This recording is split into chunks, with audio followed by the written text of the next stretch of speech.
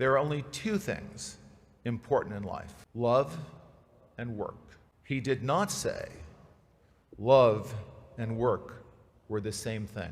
I'm passionate about my work. It continues to give me great satisfaction and a sense of who I am.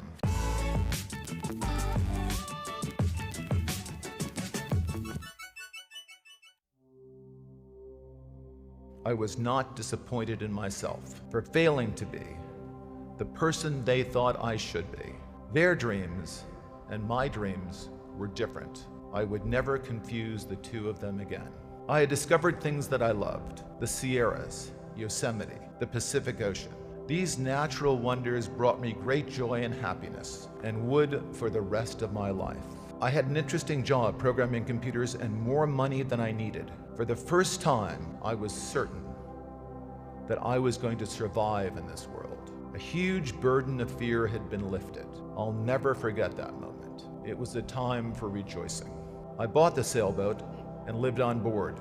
In the words of James Joyce, I was alone and young and willful and unheeded, but I was happy and near to the wild heart of life. Throughout my 20s, I continued experimenting, trying different things, racing bikes and boats and constantly changing jobs. It didn't take me long to discover that the most interesting and rewarding programming jobs were found at a cluster of companies located south of Stanford University and north of San Jose. Silicon Valley was in its infancy. I put together a plan to start my own company. That way I could completely control my work environment. I would hire the most talented programmers I knew, and we would all work together on the most interesting and challenging software projects. My goal was to create the perfect job for me, a job I truly loved. I never expected the company to grow beyond 50 people. So maybe I really did lack ambition or vision back then. Anyway, today Oracle employs around 150,000 people. But when I started, it was not my intention to build a big company. Well, at first, we did exactly what we set out to do: hire the most talented software engineers in Silicon Valley. We assembled an all-star team of gifted programmers who were among the best in the world at what they did. That team, plus one crazy idea, gave birth to a giant company. I call it a crazy idea because at the time, everyone told me it was a crazy idea. The idea was to build the world's first relational database. Several theoretical papers about relational databases had already been published, and IBM was building a prototype in their research labs. But back then, the collective wisdom of computer experts was that while relational databases could be built, they would never be fast enough to be useful. I thought all those so-called computer experts were wrong. And when you start telling people that all the experts are wrong, at first they call you arrogant, and then they say you're crazy. When people start telling you that you're crazy, you just might be onto the most important innovation in your life. This was one of those times when the experts were wrong. Arrogance and insanity turned out to be innovation in disguise. The Oracle database proved to be a defining technology at the dawn of the information age. The Oracle database also totally upended my plans to build a small, comfortable company, a perfect place for me and a few of my friends to work.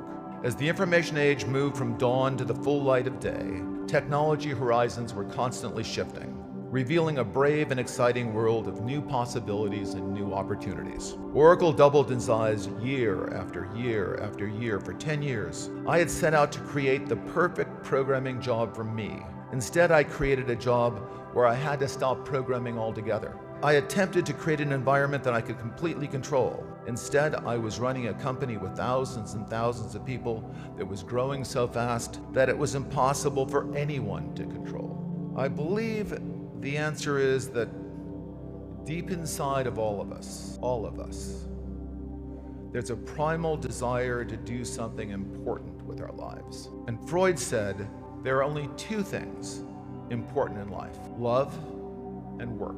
He did not say love and work were the same thing. I'm passionate about my work. It continues to give me great satisfaction and a sense of who I am. But passion and love are different. At least for me they are.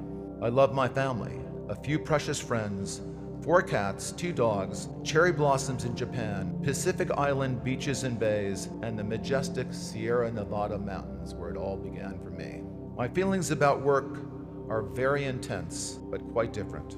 There's a TV advertisement for the United States Navy that says, "It's not just a job, it's an adventure." That's exactly how I feel about my years in Silicon Valley. An interesting, challenging, all-consuming adventure. Like any ongoing adventure, I have no idea how it ends, but I know it will. For me, you are beginning your great adventure. Your generation will change the world as every generation does. You will invent new technologies and create new types of art. Impossibilities will be transformed into possibilities, and unexpected opportunities will present themselves. You will change the world, and the world will change you as you learn and grow and discover more about yourself. In a constantly changing world, what is possible is a moving target. Don't be afraid to experiment and try lots of different things. And don't let the experts discourage you when you challenge the status quo. Like Mark Twain says, what's an expert anyway? Just some guy from out of town. Each of you has a chance to discover who you are rather than who you should be. A chance to live your dreams, not the dreams of others. Each of you has an obligation to commit to a righteous cause, one that elevates you and improves the conditions of humanity and the planet. Soon, many of you will begin a new job. I hope it interests you and challenges you and rewards you with a sense of purpose and satisfaction. But if it doesn't, keep searching. It's out there. It might take a while, but keep searching until you find a job that ignites your passions, like I did. Even better, you just might find one that you love.